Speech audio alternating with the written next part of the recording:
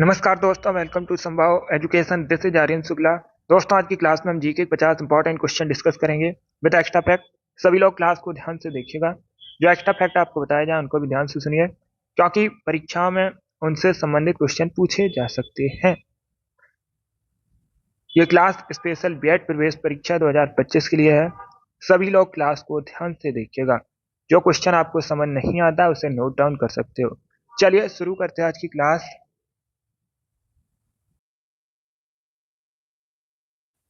तो सभी जल्दी से आंसर करिए। क्वेश्चन नंबर फर्स्ट के लिए प्रश्न इस प्रकार से है, भारत के मुख्य चुनाव आयुक्त की नियुक्ति कौन करता है? इसका right answer option number A होगा, प्रेसिडेंट, राष्ट्रपति। यस, भारत में जो मुख्य चुनाव आयुक्त की नियुक्ति है राष्ट्रपति द्वारा की जाती है। तो option number A correct answer होगा। सभी को गुड इवनिंग। यस योगेश। अब इसका आंसर करिए क्वेश्चन नंबर 2 के लिए। अच्छा क्वेश्चन है, ज्योग्राफी से संबंधित क्वेश्चन है। पहले प्रश्न को पढ़िएगा, उसके बाद ये आंसर करिए। जल्दबाजी में आपको आंसर नहीं देना है। प्रश्न इस प्रकार से है, नदियों तथा सहायक नदियों का निम्न में से कौन सा युग में सही सुमेलित नहीं है? यहाँ से आपके 4 क्वेश्चन कंप्लीट होंगे। प्रश्न को समझ लीजिए, उसके बाद ये आंसर करिए। ए करेक्ट आंसर नहीं होगा, इसका right answer option number B होगा। यस, बी करेक्ट आंसर है, क्योंकि जो पैन गंगा है ये गोदावरी की सहायक नदी है। इंपॉर्टेंट है, अलग से क्वेश्चन आपसे पूछ सकते हैं। आपसे पूछ सकते हैं पैन गंगा किसकी सहायक नदी है, तो आप लोग याद रखिएगा गोदावरी की सहायक नदी है। बाकी ऑप्शंस को भी याद रखिएगा। इंद्रावती गोदावरी की सहायक नदी है, रीमा कृष्णा की सहायक नदी है, सुक्री लूनी की सहायक नदी है। तो इन 4 ऑप्शंस को याद रखिए, इंपॉर्टेंट है परीक्षा की दृष्टि से। इसका right answer option number B होगा। अब इसका आंसर करिएगा। क्वेश्चन नंबर 3 का आपको बताना है, किस राष्ट्रीय उद्यान में सबसे अधिक एक सींग वाले गैंडे पाए जाते हैं? ये प्रीवियस क्वेश्चन है, परीक्षा में पूछा जा चुका है। तो सभी जल्दी से आंसर करिए, बताइए इसका राइट आंसर क्या होगा। इसका right answer option number C होगा, काजीरंगा राष्ट्रीय उद्यान में। यस, जो काजीरंगा राष्ट्रीय उद्यान है कहाँ पर है ये भी पूछ सकते हैं। तो असम में है। कहाँ पर? असम में है। एक सींग वाले गैंडे के लिए प्रसिद्ध है। Option number C correct answer होगा। अब इसका आंसर करिएगा क्वेश्चन नंबर 4 का। ये भी ज्योग्राफी से संबंधित क्वेश्चन है। भारत के किस राज्य में युमथांग वैली स्थित है?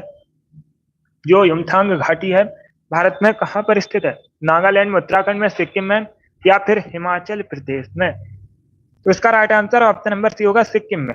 सी करेक्ट आंसर होगा। युमथांग घाटी भारत के सिक्किम में स्थित है। क्वेश्चन नंबर 4 का option number C correct answer होगा। इसका आंसर करिएगा क्वेश्चन नंबर 5 का। अनहैप्पी इंडिया नामक पुस्तक किसने लिखी है? ऑप्शन को पढ़िए, उसके बाद ही आंसर करिए। जिसने अभी लाइव सेशन को लाइक नहीं किया है, लाइक कीजिए, शेयर कीजिएगा। चैनल पर नए हैं, चैनल को सब्सक्राइब कीजिए, वाला आइकन को प्रेस कीजिए, ताकि सभी नोटिफिकेशन आप तक पहुंच सके। इसका right answer option number B होगा, Lala Lajpat Rai. B correct answer है।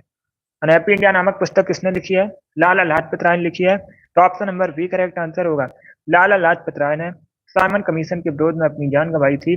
साइमन कमीशन भारत कब आया था? पूछा जाता है 1928 में, 1928 में भारत आया था। इसका right answer option number B होगा। अच्छा योगेश।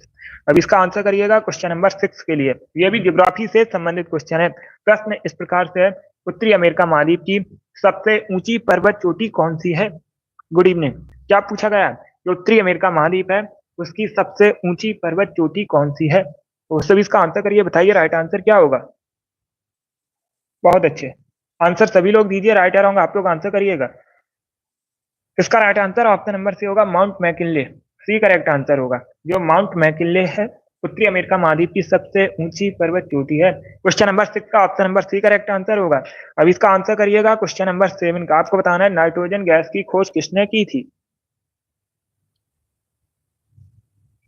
ये डेली क्लास होती है शाम को 8 बजे। आप लोग डेली सेशन को ज्वाइन कीजिएगा। इसका right answer option number A होगा, रदरफोर्ड। यस, ए करेक्ट आंसर है। नाइट्रोजन गैस की खोज किसने की थी? रदरफोर्ड ने की थी। तो option number A correct answer होगा।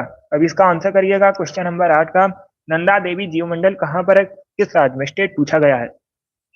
ये प्रीवियस क्वेश्चन है, परीक्षा में पूछा जा चुका है। तो सभी जल्दी से आंसर करिए क्वेश्चन नंबर 8 के लिए। छत्तीसगढ़, असम, हिमाचल प्रदेश या फिर उत्तराखंड? तो इसका right answer option number D होगा, उत्तराखंड में। डी करेक्ट आंसर होगा। नंदा देवी देवमंडल जो है उत्तराखंड में स्थित है। Option number D correct answer है। अब इसका आंसर करिएगा क्वेश्चन नंबर 9 का। भारतीय संविधान में कितने देशों के संविधान से विशेषताएं ली गई हैं? 6, 13, 7 या फिर 10? तो सभी जल्दी से आंसर करिए क्वेश्चन नंबर 9 के लिए। क्या पूछा गया, भारतीय संविधान में कितने देशों के संविधान से विशेषताएं ली गई हैं? इसका right answer option number D होगा 10। या तो option number D correct answer होगा। भारतीय संविधान में 10 देशों के संविधान से विशेषताएं ली गई हैं, तो option number D correct answer होगा। अब इसका आंसर करिएगा क्वेश्चन नंबर 10 का। प्रश्न इस प्रकार से है, निम्न में से कौन सा कथन सही है? 4 ऑप्शन आपको दिए गए हैं। ऑप्शन इस प्रकार से है, जल एक चक्रीय संसाधन है, जल की एक ही अवस्था होती है, जल एक जैविक संसाधन है, या फिर इनमें से कोई नहीं। तो सभी जल्दी से आंसर करिए क्वेश्चन नंबर 10 के लिए। बहुत अच्छे। इसका right answer option number A होगा, जल एक चक्रीय संसाधन है। तो क्वेश्चन नंबर 10 का option number A correct answer है। लगभग सभी ने करेक्ट आंसर दिया इस पर। अब इसका आंसर करिएगा क्वेश्चन नंबर 11 के लिए। यह ज्योग्राफी से संबंधित क्वेश्चन है। कोटेश्वर जल विद्युत परियोजना जो है किस नदी पर है? आपसे पूछा गया किस नदी पर है, रिवर का नाम पूछा गया है। अगर पूछ लेते किस राज्य में, स्टेट का नाम, तो आप लोग याद रखिएगा उत्तराखंड में है। कहाँ पर है? उत्तराखंड में है। और किस नदी पर है? भागीरथी नदी पर है। क्वेश्चन नंबर 11 का option number C correct answer होगा।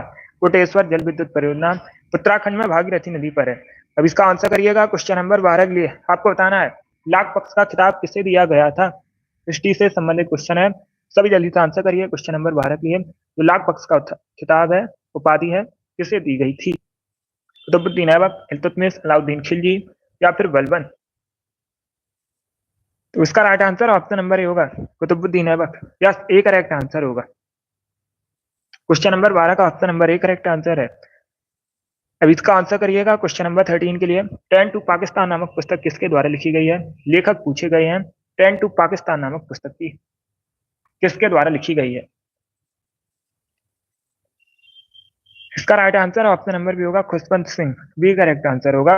खुशवंत सिंह ने ट्रेन टू पाकिस्तान नामक पुस्तक लिखी है।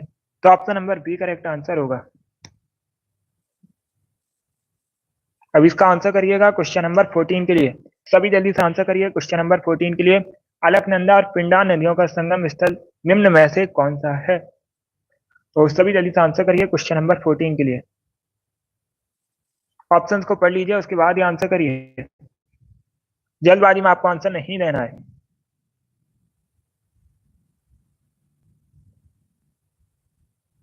तो सभी जल्दी से आंसर करिएगा क्वेश्चन नंबर 14 के लिए।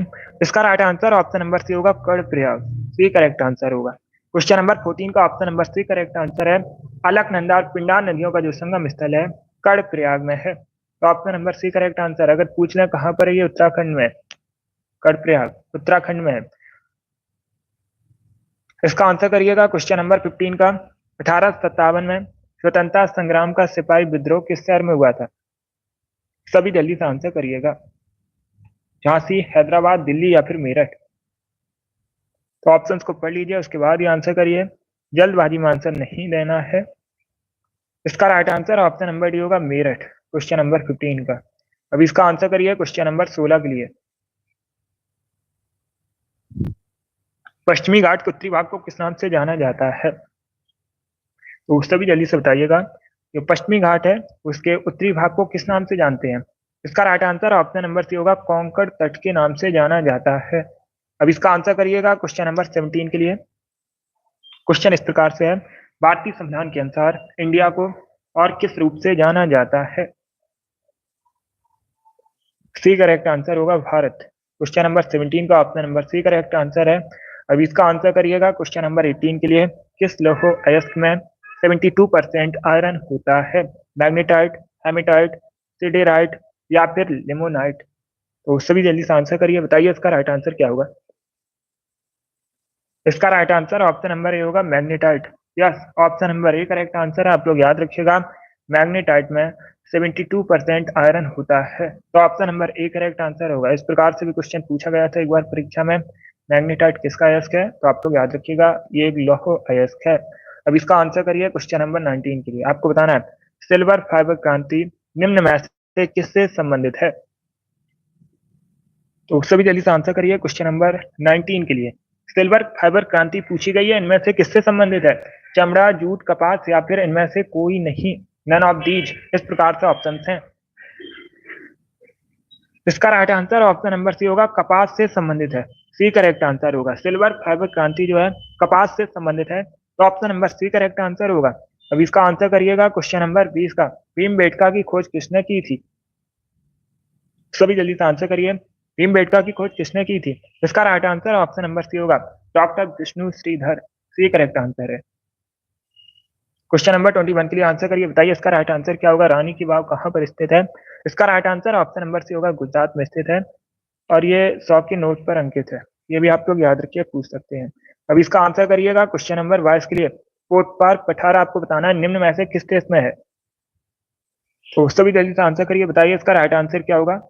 पोर्ट पार्क पठार बताइए इनमें से कहां पर है? देश का नाम आपको बताना है। बहुत अच्छे।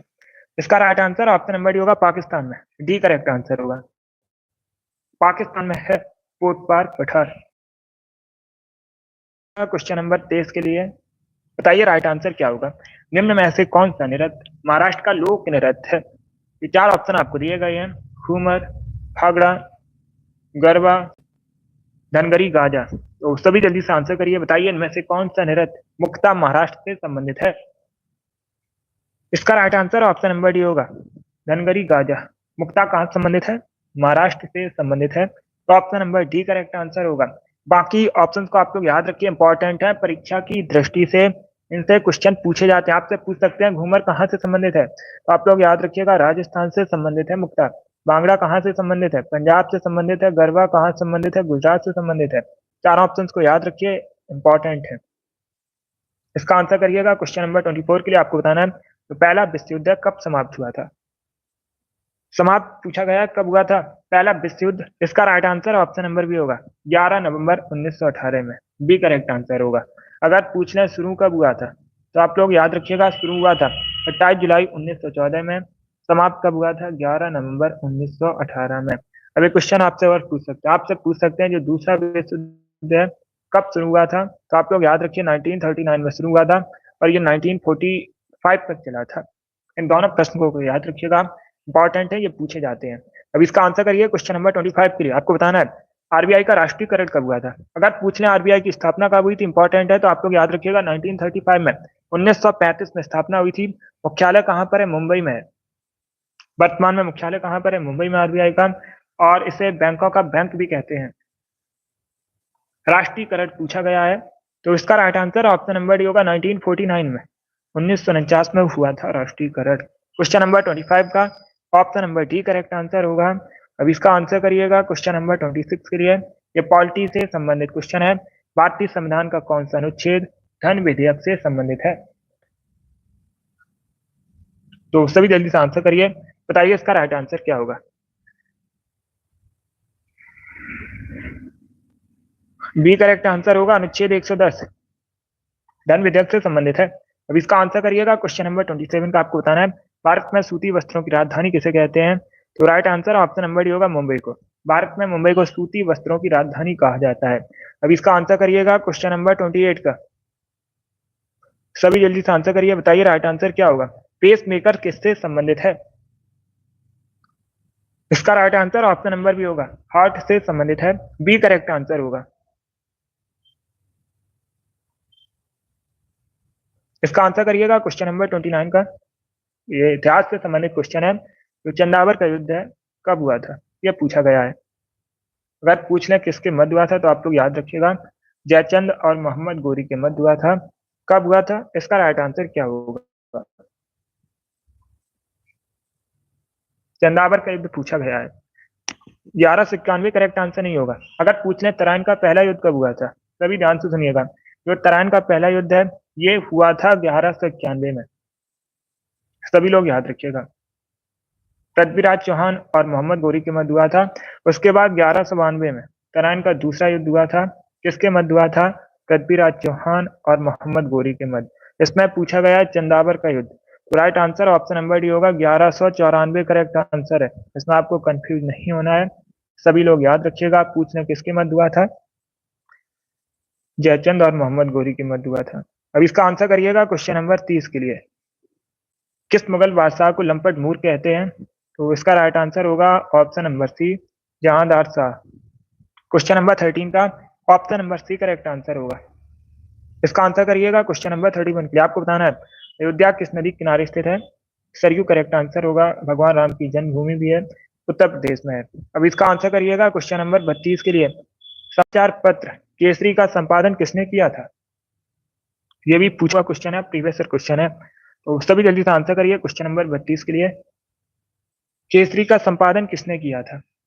ऑप्शंस को पढ़िए, उसके बाद ही आंसर करिएगा, जल्दबाजी में आंसर नहीं देना है। बी करेक्ट आंसर होगा, बाल गंगाधर तिलक ने। Yes, option number B correct answer है, बाल गंगाधर तिलक ने केसरी का संपादन किया था। इसका आंसर करिएगा क्वेश्चन नंबर 33 के लिए। आपको बताना है नाना फडणवीस का मूल नाम क्या था?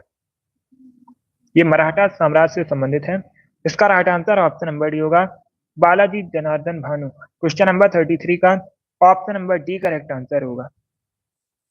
इसका आंसर करिएगा क्वेश्चन नंबर 34 के लिए। ये पॉलिटी से संबंधित क्वेश्चन है। प्रश्न इस प्रकार से है, जब भारतीय संविधान बना था उस समय अनुसूचियां कितनी थी? प्रश्न को समझिएगा, क्या पूछा गया जब भारतीय संविधान बना था उस समय अनुसूचियां कितनी थी? 8 अनुसूचियां थी। आप लोग याद रखिए। अगर पूछ लें वर्तमान में अनुसूचियां कितनी हैं भारतीय संविधान में, तो आप लोग याद रखिएगा 12 अनुसूचियां हैं। जब बना था तब 8 अनुसूचियां थी और वर्तमान में 12 अनुसूचियां हैं। इसका आंसर करिएगा क्वेश्चन नंबर 35 का। ज्योग्राफी से संबंधित क्वेश्चन है। प्रश्न को समझिए, पढ़िए, उसके बाद ही आंसर करिए। वायुमंडल का कौन सा भाग रसायन मंडल का एक भाग है? आयन मंडल, क्षोभ मंडल, ओजोन मंडल, या फिर इनमें से कोई नहीं? तो सभी जल्दी से आंसर करिए, बताइए इसका राइट आंसर क्या होगा। आज सिर्फ हम 35 क्वेश्चन डिस्कस करेंगे,